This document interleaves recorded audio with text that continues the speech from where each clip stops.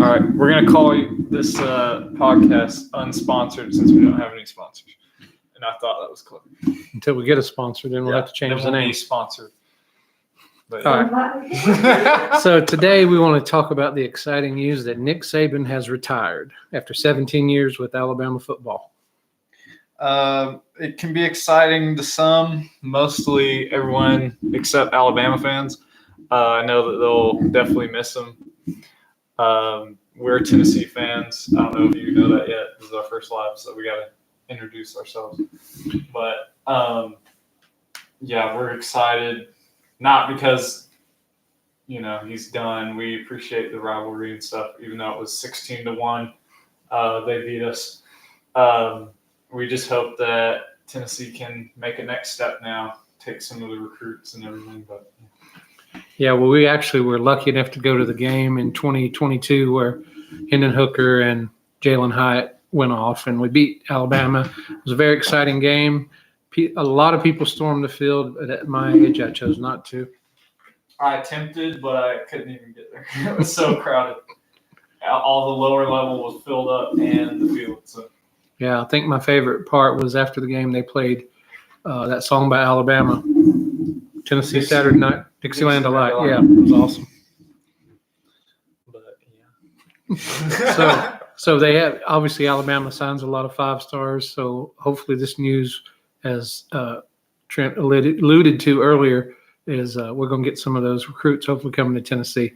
I think Lane Kiffin may be in line to take that Alabama job, while others may have other thoughts on that. All right, this is my take on it. We either got Oregon's coach, Dan Lanning. You've got Harbaugh, which is out there, but I'm thinking it is possible he might look at it, even though the only reason he'd leave Michigan's NFL. I think he would at least consider it. The Titans just fired Mike Vrabel. That's another crazy one that you could see an NFL guy come down that didn't do well. You could see Kirby going to the Titans. No, I think so. I think Kirby Smart has NFL aspirations. It's possible. We're just talking about possibilities. Some do.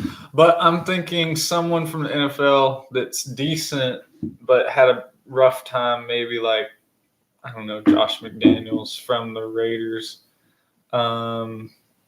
Maybe someone like the Chargers coach that was just fired. I can't remember his name.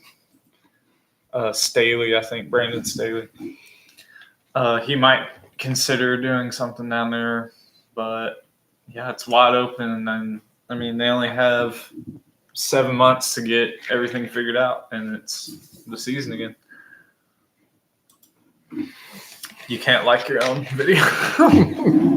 We have rules. Yeah. All right, so now let's talk about Tennessee a little bit. What do you think is going to happen? Obviously, you saw Nico in the bowl game show that he doesn't look like he's running fast or he's moving fast, but he is. He covers a lot of ground. He's tall. Seems like he has good pocket awareness. What do you think we're going to see next year? Maybe the old better. We need more offensive line. Yeah. Definitely some better ones, because that game was either him immediately throwing it or getting sacked or running. So that's kind of a problem. I don't think that's good for an entire season, especially when he's kind of skinny. That's not very helpful for health and longevity. But other than that, I like that they got tons of wide receivers. The All-American freshman from Tulane, and then they've got Mike Matthews, 5-star, and then they got another guy I can't remember, but he was a top 20 receiver, I think, this year. And we bring back Sperl White, so the passing should be better than it was this year. I think we had a lot of receivers this year. They had a lot of drops, and Milton, needed, I think, a little more help with his accuracy, and receivers didn't help him in that because they dropped a lot of easy ones. Well, we had a ton of seniors on defense, and a bunch of them left, and they probably should have. So we got a lot of young guys, a lot of speed. The cornerbacks. Yes. I think they replaced that very well because they're younger, but they already have experience playing at other teams where they were able to play a lot. Speed. So I think that's going to be good. And the speed element we don't seem to have. We didn't have, but I think that'll be better. Our pass rush will be good. So that's exciting to think about. Now we'll go switch gears to basketball. Rick Barnes has got this Tennessee team playing very well right now. And we've been teased before and got our feelings hurt later, but I think this team is built a little different. I think we have more depth. I don't think we have a true center, a big guy, but Adu's playing well, and I think other post player, I can't think of it at the moment. Phillips? No. The freshman, he looked pretty good when he comes in. And then Walker is strong inside. So I think we're going to have a good year.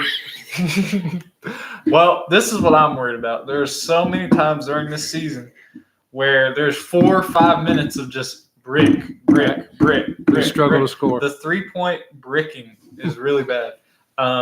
They all can shoot really well, but it seems like once one starts missing, then the others start missing, and it just snowballs. And that's kind of been the real bad Achilles heel, I'd say, of Tennessee basketball the last few years. And we should be a lot better, but we still seem to have those problems, especially in the big games. I think the North Carolina game, they had a really rough time in the first half. They caught on fire in the second half, but they were so far down that it didn't matter. So. But I think Ziegler wasn't back at that point, and neither was Vescovy. Mm-hmm. So I think that'll be different if we see them again.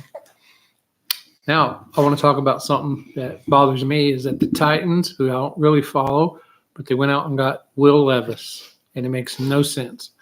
It would have been, they would have sold a bunch of tickets if they had got Hendon Hooker.